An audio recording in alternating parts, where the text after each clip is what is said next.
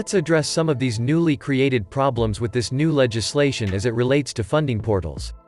I am going to arbitrarily guess that this problem lies with about 99% of the registered funding portals under the strict regulation of the Securities and Exchange Commission and the Financial Industry Regulatory Authority, with the other 1% of funding portals who actually understand what legislation intended to create for small businesses and the underserved investors. Deregulating the financial investment monopoly on who gets to access the capital markets as a business, or an investor was a necessary move to open up the market to all different types of emerging growth businesses and the ability to create some new generational wealth for others who have been at a legal and financial disadvantage. Many of the funding portals operate on traditional venture capital investing values.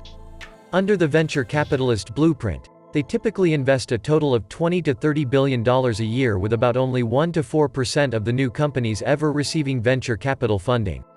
This was the original problem, the hoarding of capital from businesses, that prevented startups and their expansions of operations. Funding portals that use this blueprint are doing business as usual and are excluding small businesses from using their platform and denying potential investors access to those small businesses. Majority of the funding portals follow this traditional venture capital approach, but they utilize the term vetting as a disguise to this approach. They understand that venture capital deals have long been the preserve of extremely wealthy individuals and institutional investors. Their vetting policies and practices are arbitrary at best, and this allows them to act as financial gatekeepers to dictate and control the narrative of what business opportunities this new niche market of investors is able to see and invest in. This can be confirmed on their websites, as they state that less than 1% of issuers who apply to be listed on their funding portal get accepted.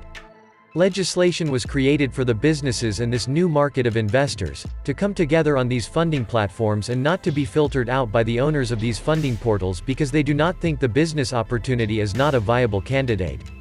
It should not be up to the funding portals, it is the new investors' option and their right to choose.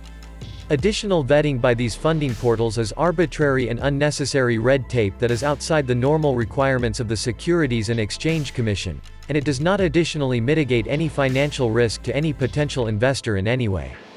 The Securities and Exchange Commission rules are required to be followed by all funding portal and is the only minimal and sufficient rules that should be regarded.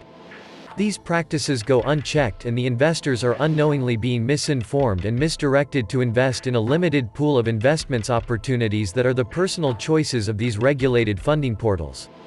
The real question: what's the investment ratio of accredited investors to non-accredited investors in each of these deals?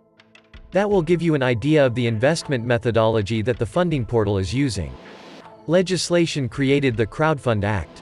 I have never heard of a venture capitalist individual or firm initiate a crowdfund prior to the Jobs Act. Now all of a sudden, they are the leaders of the crowdfunding methodology. They are only the leaders of the venture capital methodology, that hoarded financial capital to small businesses prior to the Jobs Act, so they do not crowdfund, we, the people do. These same professionals that were running and controlling the financial industry pre-Jobs Act are the very same ones that have transitioned over to this new market.